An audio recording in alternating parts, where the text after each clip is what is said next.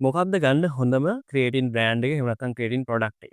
මේක ඔයාලා ගොඩක් දෙනෙක් අහපු ප්‍රශ්නයක් මම අන්තිමට ක්‍රියේටින් ගැන කතා කරපු වීඩියෝ එක දැම්මට පස්සේ.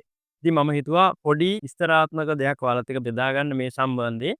මොකද ගොඩක් අය මට කියන්න සිද්ධ වුණා මේ ක්‍රියේටින් ප්‍රොඩක්ට් එක ඇතුලේ තියෙන්නේ එකම සංයෝගයක් එක එක කවර් එක එක බ්‍රෑන්ඩ් එක එක නම් වලින් ආවා වුණාට කියලා. ඇයි මං එහෙම කියන්නේ? මේ ක්‍රියේටින් කියන එක ඉස්සෙල්ලාම ඇඟේ හැදෙන දෙයක්.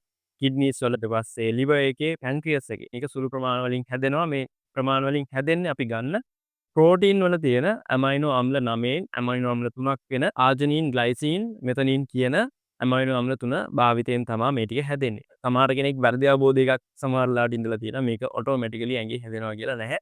ඒක අපි ගන්න ප්‍රෝටීන් වල තියෙන ඇමයිනෝ අම්ල වල භාවිතයෙන් තමයි අපේ ඇඟේ හැදෙන ක්‍රියේටින් ප්‍රමාණය හැදෙන්නේ.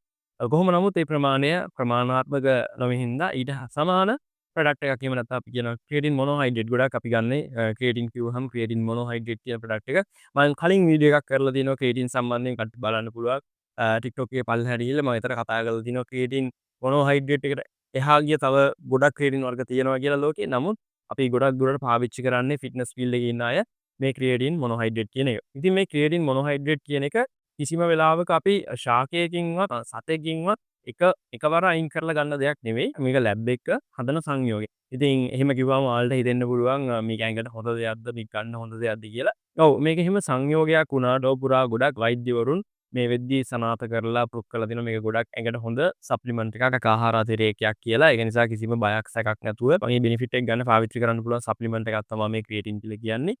ඉතින් මේකේ එක වෙනසයි තියෙන්නේ. ඒ වෙනස නම් ඇවිල්ලා එක ප්‍රොඩක්ට් එකක් කියනවා මයික්‍රොනයිස් කියලා. අනිත් ප්‍රොඩක්ට් එක කියනවා හයිඩ්‍රොලයිස් කියලා. මේක ඕනම බ්‍රෑන්ඩ් එකක තියෙන්න පුළුවන් දෙයක්. හයිඩ්‍රොලයිස් කියන එක අපි පවුඩර් එකක් විදිහට තමයි එන්නේ. මයික්‍රොනයිස් කියන එක අපි කුඩු එකක් විදිහට තමයි එන්නේ. ඉතින් මේක තමයි සාමාන්‍ය ප්‍රොඩක්ට් එක ගත්තාම ප්‍රොඩක්ට් එක වශයෙන් ගත්තාම තියෙන එකම වෙනස.